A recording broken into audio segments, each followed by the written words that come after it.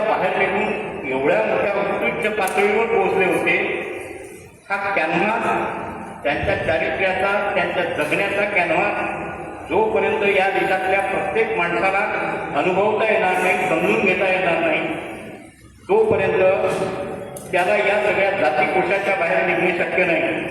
आणि जे आम्ही कुठल्याही संघटनेत असो, मग ते समाज संघात असो की कोणी असो, आपण जोपर्यंत हे अंतर्मन घडवू शकत नाही आणि तोपर्यंत मनू आपल्यावर हावी आहे असं माणसानं अप्रत्यक्षरित्या समजून घ्यावं. या कोशाच्या बाहेर निघण्यासाठी समन संघ आहे असं मला वाटते आजच्या घटनेला.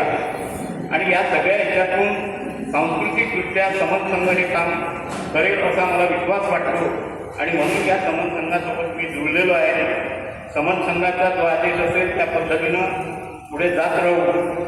समन संघाच्या ज्या काही विनयशीलतेच्या अटी आहेत त्याही सगळ्या पालन करत या देशातली सांस्कृतिक एकता सर्व देश पातळीवर, पूर्ण राष्ट्र पातळीवर, कारण मला असं वाटते की राष्ट्र ही संकल्पना बाबासाहेबांनी पहिल्याच भाषणामध्ये आम्हाला सांगितलेलं होतं की राष्ट्र या संकल्पनेमध्ये जनतेमध्ये प्रवेश करीत आहोत. तर ही राष्ट्र ही मनामनात सगळ्या राष्ट्रातल्या नागरिकांच्या अंतर्मनामध्ये गुंतणारी ही जी बंधुभावाची संकल्पना आहे आणि त्याच्यातून राष्ट्र आकार घेते, तेव्हा या दास संकल्पनेच्या बाहेर निघून आम्ही एक नागरिक म्हणून या प्रतिष्ठेवर आम्हाला समन संघ, त्यांची फिलॉसॉफी, त्यांचं तत्त्वज्ञान या सगळ्या गोष्टीचं वितरण करेल असं मला वाटते.